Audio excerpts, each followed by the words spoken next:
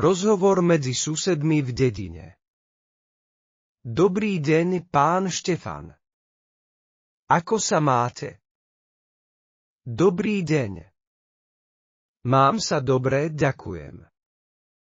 A vy? Tiež sa mám dobre. Dnes je krásny deň však.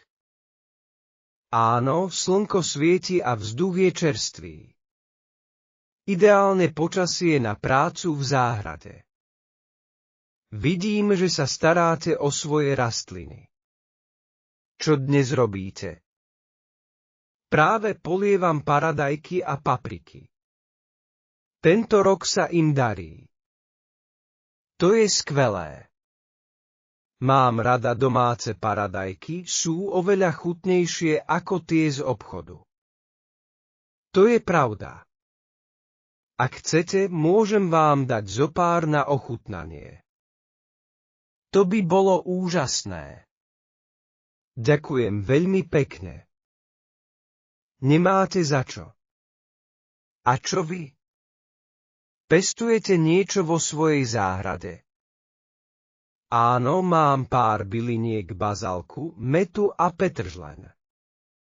A skúšam pestovať aj cukety. Cukety sú dobrá voľba. Sú nenáročné a dajú veľa plodov. Už ste ich niekedy pestovali? Nie, toto je prvýkrát. Uvidíme, či sa mi podarí. Ak budete mať nejaké otázky, rád vám pomôžem. To by bolo skvelé. A máte nejaké tipy, ako sa o ne starať? Cukety potrebujú veľa slnka a vody. A dávajte pozor na slimáky, tie ich majú veľmi rady. Ďakujem za radu. Máte pravdu, videla som pár slimákov v mojej záhrade. Ako sa ich zbaviť? Môžete skúsiť rozsypať okolo rastlín drvené vaječné škrupiny alebo piesok. Slimáky nemajú rady ostré povrchy. To je dobrý nápad. Určite to vyskúšam. A čo vaša rodina? Prišla vás cez leto navštíviť? Áno, minulý víkend tu bola moja sestra s deťmi. Boli sme na výlete v lese. To muselo byť pekné.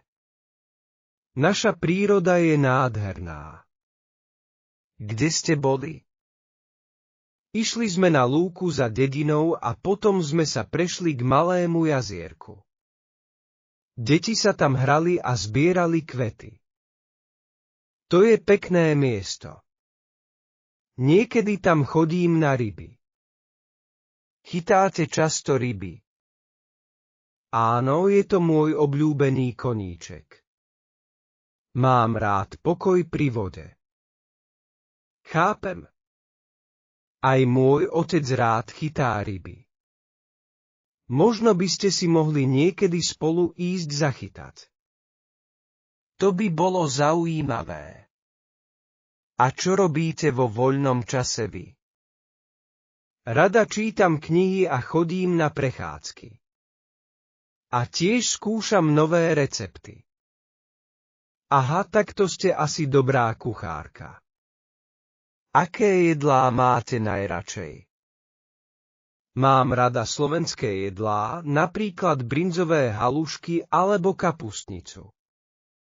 Ale skúšam aj medzinárodné recepty. To je výborné. A varíte aj niečo zo zeleniny z vašej záhrady? Áno, napríklad bylinkové pesto alebo cuketovú polievku. To znie chutne. Možno mi raz prinesiete ochutnať. Samozrejme. Na budúce vám prinesiem domáce pesto. Budem sa tešiť. Tak nech sa vám darí v záhrade. Ďakujem aj vám. Pekný deň. Pekný deň aj vám.